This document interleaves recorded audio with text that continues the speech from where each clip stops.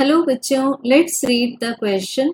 If the ratio of diameters, lengths and Young's moduli of steel and brass wires shown in the figure are P, Q and R respectively, then the corresponding ratio of increase in their lengths would be. So बच्चों हमें figure में दिखाई हुई है दो wires, one is of steel and another is made up of brass. So ये sections हमें दिखाए गए हैं इनके. अब इसमें हम लोगों ने लोड सस्पेंड किए हुए हैं सच दैट स्टील को अटैच किया हुआ है 2m से, देन इस मास को नेक्स्ट टाइम अटैच किया हुआ है ब्रास से एंड देन ब्रास वायर का सेकेंड एंड अटैच किया हुआ है 3m मास से.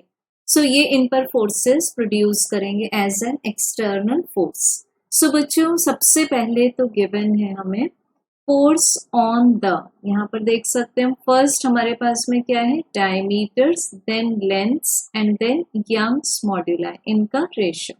तो जो हमें फोर्सेस दिए हैं उनको हम क्या ले रहे हैं as we can take them. अगर हम स्टील पर चेक करें तो टोटल फोर्स है 5m. So Fs is 5m and force on brass जो हम लोगों ने डिस्कस किया 3m. तो हमें Fs टू Fb रेशियो मिल जाएगा 5/3. इसको मानते हैं इक्वेशन 1. अब बच्चों अगर क्वेश्चन के अकॉर्डिंग देखें हम तो डायमीटर ऑफ, सबसे पहले कौन सी वायर गिवन है हमें स्टील, तो ds divided by db. Steel to brass ratio given है हमें p. देन सेकेंड रेशियो है लेंथ्स का, तो ls divided by lb given है q. और फिर यंग्स मॉड्यूलस का, so ys divided by yb given है हमें r. इस पूरे को मान लेते हैं इक्वेशन नंबर सेकेंड.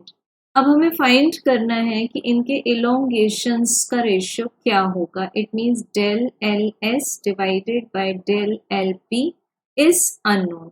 सो बच्चों सबसे पहले हम फॉर्मूला ले लेंगे यंग्स मॉड्यूलस का. स्ट्रेस डिवाइडेड बाय स्ट्रेन से ये कितना आता है हमारे पास FL divided by A multiplied by del L. So this will be, जब हम एरिया को पुट कर देंगे pi r square and radius is diameter divided by 2.